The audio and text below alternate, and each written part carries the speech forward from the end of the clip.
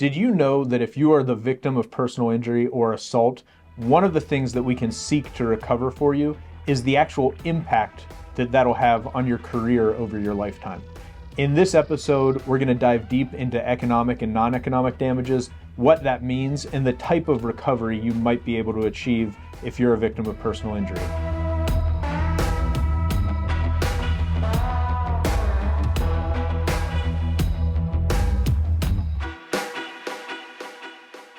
I'm Tom Graham, this is Eric Mausner. And on this channel, we're hoping to educate people about personal injury law, what it means, and what you should do if you find yourself in one of these unfortunate circumstances. So, I love to study verdicts and sort of watch what's happening. There was a big verdict in Indiana this week for like $60 million, and you always see these massive verdicts in California. And studying this and looking at it over the years, it seems to me that the predictor of a really big verdict is typically one of two things. The jury gets angry about something, typically a lie or someone that acted really bad, and that makes sense. They kind of inherently don't like that, so they award a big verdict.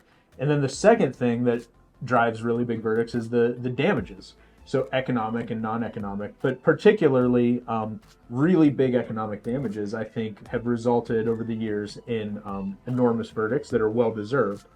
And putting together a big economics package is an important part of the case, I think, and something that a lot of lawyers maybe don't put enough focus on or do enough to really establish, because there's little hidden areas of recovery that if you don't develop it, you're just going to miss out on that for the client. Yeah, and I think it's important that cases that translate to big verdicts sometimes have shock value, right? Like really egregious facts that could anger the jury. But you do need that expert life care planner, that expert economist, right, to present these damages to the jury. So what would you say? What are examples of non-economic damages that an expert can testify to in front of a jury?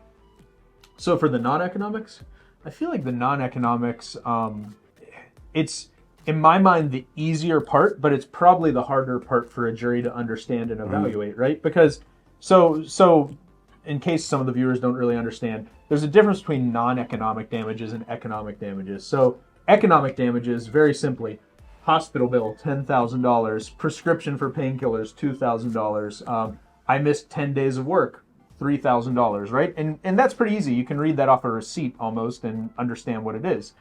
I think the more challenging thing maybe for jurors to understand is how are we going to value human life, and how are we going to value damages, non-economic damages? That's your pain and suffering, your embarrassment, your anguish, your psychological distress, your disfigurement, your inconvenience, your inability to enjoy a basic everyday life, right? How do you put a price tag on that?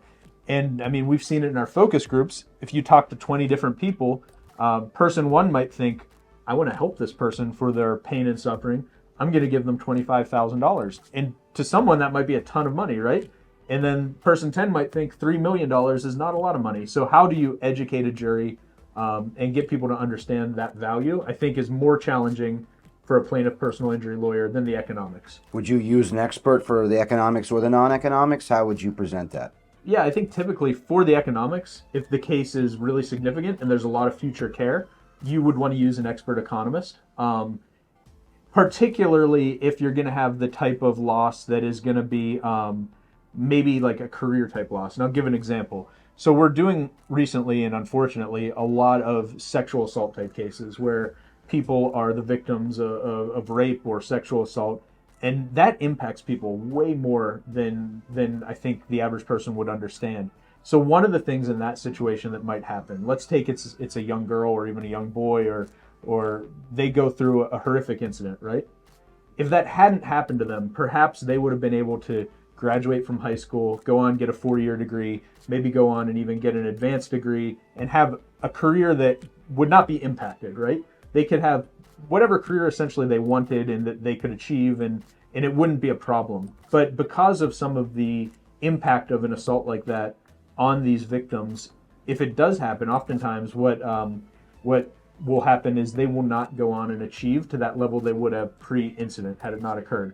So someone, let's say, that might have went on to be an engineer, a doctor, or had a career that would have been, I'm going to say, a higher producing career, because of what they went through and the PTSD, the trauma, they might now not feel able or feel safe to go out and get on that level. So the loss of a career that's going to make you, let's say, $90,000 a year versus $40,000 a year, that's something you would need an economist to lay out.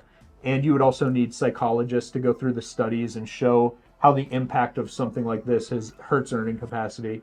And they would be able to make a calculation then and actually give you a hard value on what the loss to that person's career could be. And just to be clear, this is something that would go on during a personal injury lawsuit, or would it happen as a claim before a lawsuit's filed? So highly unlikely it would happen as a claim before a lawsuit's filed, unless you settled the case pre-suit, right? But I think it would require the assistance of a lawyer and a team of expert witnesses that would be able to link everything together, right? Because there would be a lot of pieces that you'd need to establish before you could show this type of a loss in earning capacity or this type of an impact on someone's career. You know, a lot of people might ask, how would you calculate something like that that's so I guess, hard to fathom, right?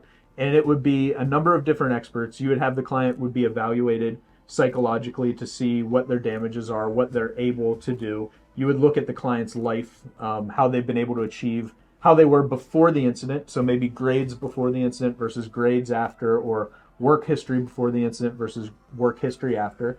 And then you would get an economist that would look at what and they'll do this on statistical data, what the earning would have been had this not occurred versus after it occurring, and they'll actually make a calculation.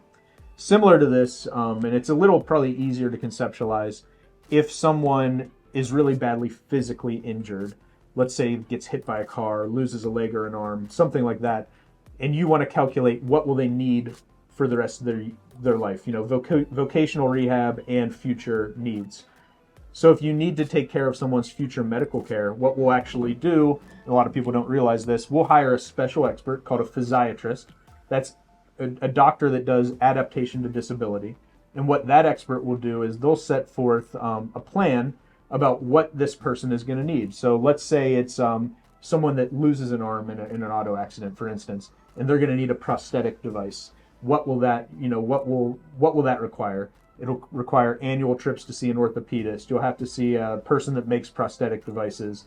Every year you're going to have to get replacement parts. You might need special gloves or special, things that deal with the prosthetic. You might need certain types of physical therapy, right? Certain assistance around the home, certain different modifications made to your vehicle so you can drive or do certain types of work.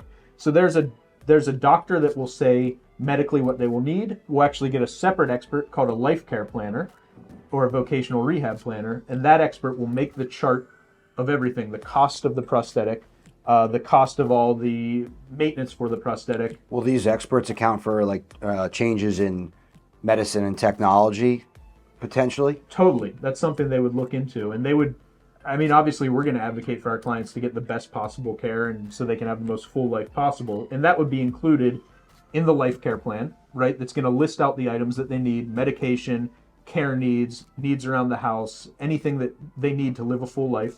You're going to have that supported by a physiatrist, an adaptation to disability doctor. Then once that life care plan is made, it will go to an economist who will take those numbers, parse it out, and make a calculation, reduce it to present value, and you'll actually be able to determine what the economic damages are for your client's case. And again, the economic damages are those things that I said that we can put on a receipt. The non-economic damages, that's the pain and suffering and the harm to the human. So in a personal injury case, a claimant or a victim, a plaintiff, is entitled to both economic and non-economic damages. So economic meaning lost wages, loss of earning capacity, out-of-pocket expenses, loss of services, right. Future and past medical bills, right? Those are the economics. We can put numbers on them.